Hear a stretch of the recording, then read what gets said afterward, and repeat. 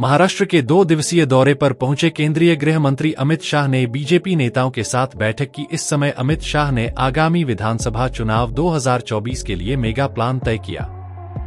इस दौरान अमित शाह ने सुझाव दिया कि बीजेपी को 150 सीटों पर चुनाव लड़कर कम से कम 125 सीटें जीतने का लक्ष्य रखना चाहिए।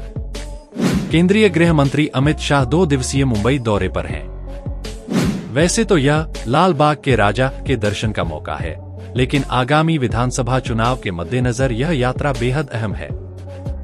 रविवार शाम को मुंबई पहुंचने के बाद अमित शाह एक कार्यक्रम में शामिल हुए। इसके बाद उनका काफिला सह्याद्री गेस्ट हाउस में दाखिल हुआ।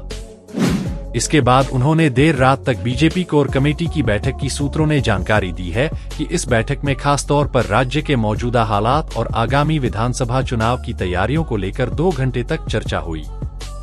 इस बैठक में सूत्रों ने जानकारी दी है कि बीजेपी ने राज्य में 150 सीटों पर चुनाव लड़ने और कम से कम 125 सीटें चुनने का संकल्प लिया है।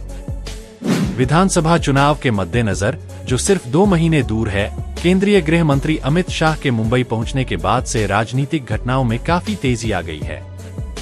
अमित शाह ने रविवार रात सह्याद्री गेस्ट हाउस में बीजेपी कोर कमेटी की बैठक की। कहा जा रहा है कि राज्य की वर्तमान राजनीतिक स्थिति और प्रिय बहन योजना का श्रेय लेने के लिए महागठबंधन के भीतर मची खींचतान पर सबसे पहले उन्होंने ही टिप्पणी की। केंद्रीय गृह मंत्री अमित शाह ने बदलापुर में नाबालिग लड़कियों के साथ यौन शोषण के मामले और मालवन में शिवाजी महाराज की मूर्ति गिरने के बाद खुद प्रधानमंत्री नरेंद्र मोदी द्वारा मांगी गई सार्वजनिक माफी को लेकर राज्य की मौजूदा स्थिति की समीक्षा की।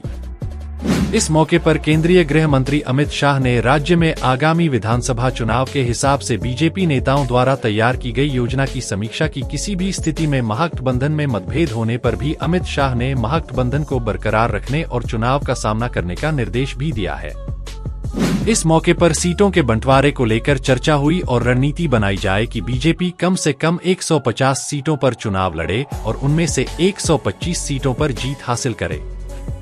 शिवसेना, शिंदे गुट और अजित पवार की एनसीपी को 100 सीटें जीतनी चाहिए। सूत्रों ने बताया कि इस बैठक में यह भी निर्णय लिया गया कि बीजेपी उन्हें महागठबंधन के तौर पर हर तरह का समर्थन दे। इसी तरह अमित शाह ने लोकसभा चुनाव में की गई गलतियों को विधानसभा में न दोहराने की सलाह भी दी। से ज्यादा देर तक चली बीजेपी कोर कमेटी की इस बैठक में उप मुख्यमंत्री देवेंद्र फडणवीस, बीजेपी प्रदेश अध्यक्ष चंद्रशेखर बावनकुले, मुंबई अध्यक्ष आशीष शेलार, मंत्री गिरीश महाजन, मंत्री रविंद्र चव्हाण, मंत्री चंद्रकांत पाटिल, मंत्री सुधीर मुनगंटीवार, विधायक पंकजा मुंडे मौजूद रहे। वहीं दूसरी ओर इस दौरे से संजय राउत ने गृह मंत्री अमित शाह पर बड़ा हमला बोला है। अमित शाह ने महाराष्ट्र में खेली दलभद्री राजनीति। महाराष्ट्र कमजोर हो गया और उसके उद्योग गुजरात भाग गए। अब वे लाल बाग के राजा के दर्शन के लिए आ रहे हैं। लेकिन लाल बाग के राजा अमित शाह भी गुजरात भाग जाएंगे, ऐसा उद्धव बासाहेब ठाकरे सांसद संजय राउत ने कहा।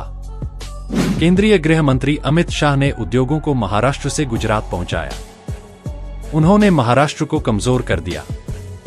अमित शाह का गृह मामलों पर कोई ध्यान नहीं है, वह सिर्फ राजनीति करना चाहते हैं। महाराष्ट्र की जनता अमित शाह को दुश्मन मानती है। अब वे लाल बाग के राजा के दर्शन करने आ रहे हैं।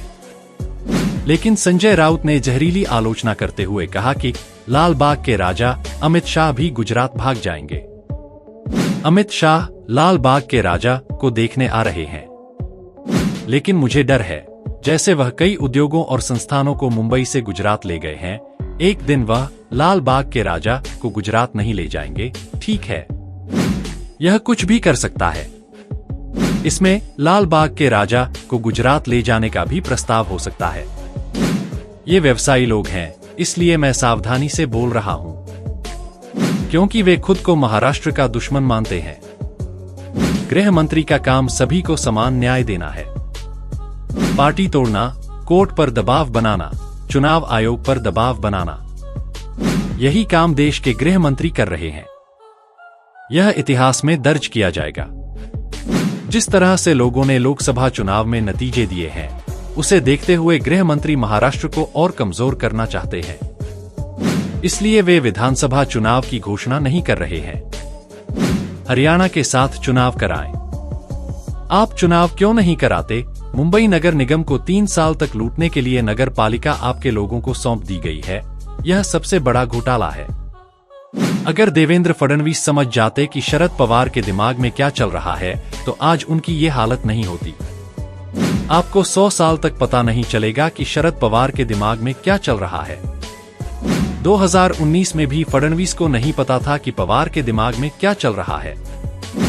फिर भी उद्धव ठाकरे मुख्यमंत्री बने। इसलिए यदि आप में हिम्मत है तो 2024 का विधानसभा चुनाव समय पर कराएं, संजय राउत ने यह भी सलाह दी।